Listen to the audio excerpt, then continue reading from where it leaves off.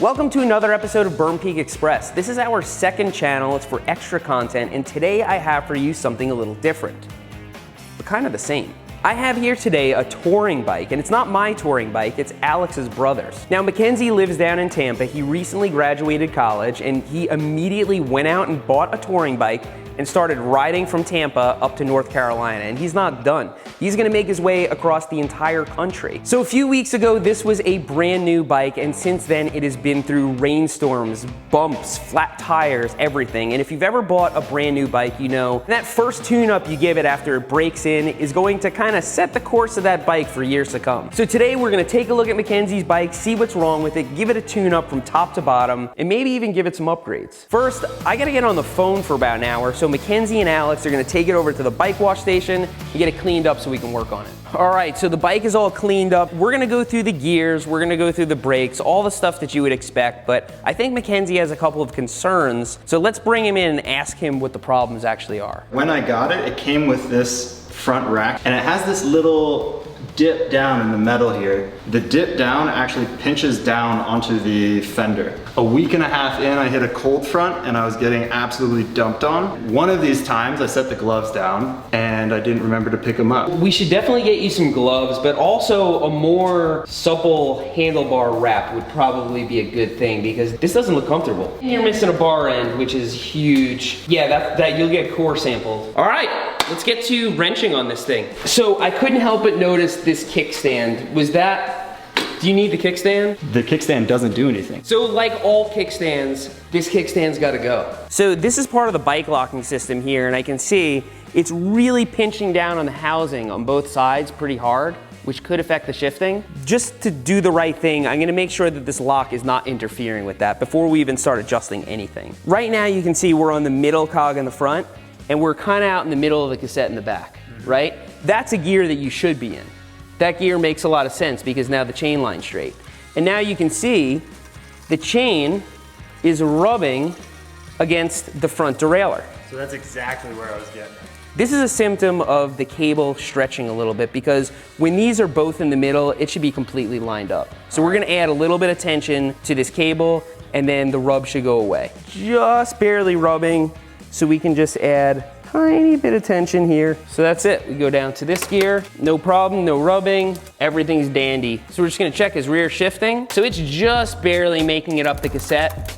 Kind of a symptom of the cable being a little bit loose. So what I'm gonna do is set all these barrels back in. We're gonna add some tension to this cable. Wow, this barrel was out really far. These barrels will only go so far, so if you make all your adjustments with those barrels, then what ends up happening is you run out of barrels. So now that we're in the shop, we have the luxury of actually putting some tension on the cable so that he can make adjustments with the barrel again. So let's see how that works. Ooh, that sounded pretty good. They're all working now. So we knew the brakes were gonna need some adjusting. These are cable pull disc brakes, so they're mechanical disc brakes. Basically both of these brakes go directly to the handlebar. It's not grabbing that well, and so we've got to add some tension and we got to make sure the pads are aligned. So what we're going to want to do here, these disc brakes only push the pad from one side, so they're always pushing against the rotor from the outside. This adjusts a stationary pad that just kind of sits there inside the caliper. First, we're gonna adjust the tension. Okay, so now it's much tighter. And while you're doing this, you wanna make sure you don't cut the tip of your finger off. So what you wanna do is, when you're adjusting this, is basically tighten at a click, be very quiet and listen.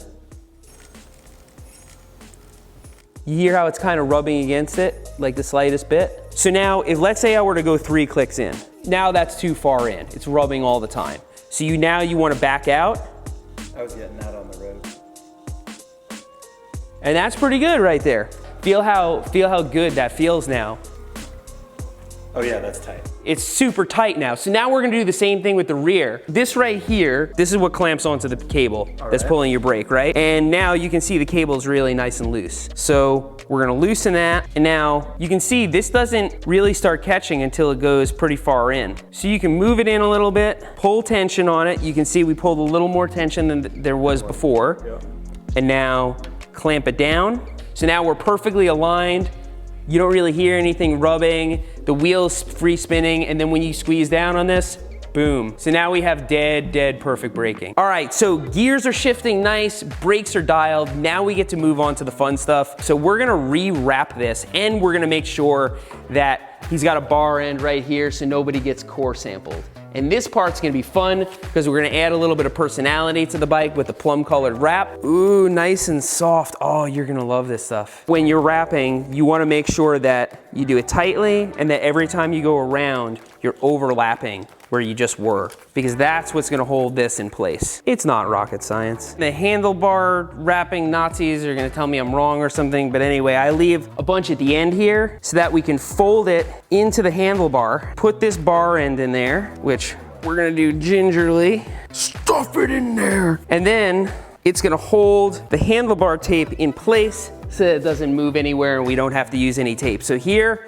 it was wrapped on itself, and here, it's being held in by the bar end. Boom! Yeah, grab onto it. Oh yeah. That's way better. The hoods go back down over it, and that's it, it's wrapped. So. Beautiful. It's a wrap.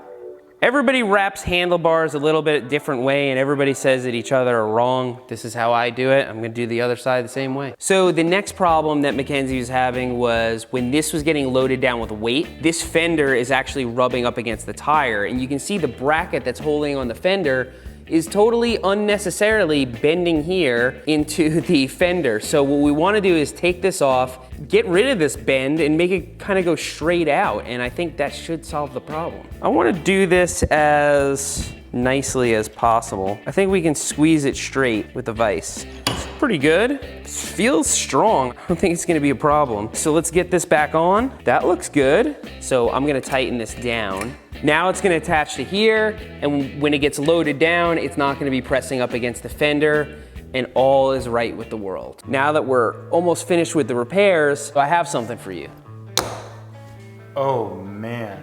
So, the look of somebody who's seen a really capable multi-tool for the first time, this is gonna blow your mind. So, you take this and put it in here, and now you have your chain tool, right? Now you wanna adjust your spokes. You have your spoke wrenches in here. You need leverage. Yeah. Now you have all this leverage. And you got your 8, you got your T25, you got your flat, you got your Phillips, you have everything, and you got your bottle opener. I needed a bottle opener. Big shout out to Crank Brothers. This is a Crank Brothers F15. This is my favorite multi-tool, and now it's gonna replace all of this into one. We gotta slap a Berm Peak sticker on there just to call it complete. I gotta put a sampler sticker on there too. I don't even have one of mine on there yet. So this is usually the designated spot right here. Boom. There we go. Throwing a sampler sticker on there as well. Oh yeah, he's gonna be representing across the whole country. Way better than a warning sticker. Way better. Nice set. So we're doing one more customization. The whole point of that plum colored grip tape was he wanted to do an Incredible Hulk color scheme. So we're gonna change the branding of the bike very slightly. Now it is the Surly Disc Trucker Incredible Hulk Edition.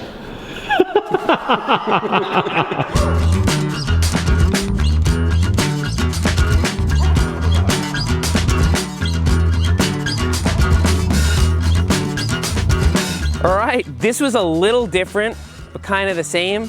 Mackenzie, I commend you for just flying by the seat of your pants, setting out, and just doing it. Good luck. I'm glad we could fix you up and get Hulk ready for the road again. So some of you guys might have noticed I got a new shirt on. This is available at Cognitive MTB, along with a whole bunch of new merch for fall. If you're interested, there's a link below. And thanks for riding with me today. I'll see you next time. So now that he's all loaded up, I'm really curious what this rig weighs with everything loaded up on it. So we're gonna set up our scale here, and we're gonna find out once and for all. Yeah, bring it on over. Let's see what she weighs. Okay, you get that side, I get this side. We gotta try and find the balance point. Holy sh**. You want me to get that side? My left hand. No, I just gotta use my right hand. Go. Okay. Okay, let's see if we can balance. It's a bunch of letters came out on the screen. Far. It says RAR. We have no idea what it weighs. All right, so Mackenzie, oh my gosh. Mackenzie calls me like every night to like let me know how his day's gone and be like, the hills today. I didn't have any like context of what he was going through because I hadn't seen his rig yet. So I'm gonna give this thing a go. I want to know. I want to know the pain, and then I'll be able to relate. Go down the driveway a little bit and then come back up. I don't think I'm gonna be able to make it. I don't know if it's gonna be scarier going down or up. Oh my god. Down. Well, now you got brakes at least. Yeah, hey, it's a lot better. This is not bad. All right, you're not gonna want to climb up from any more than that. That's gonna be a bummer. Video will not do justice to how steep this is either. We've had RVs that couldn't make it up this. How does that feel? You should try this. You're totally bummed out? I'd be so bummed. I understand now why you walk some hills, man. This is insane. Yeah, and you're also that was like full on hiked out of the saddle. you're also because of all the weight on it. It's so heavy. No, the weight has nothing to do with it. Let's see.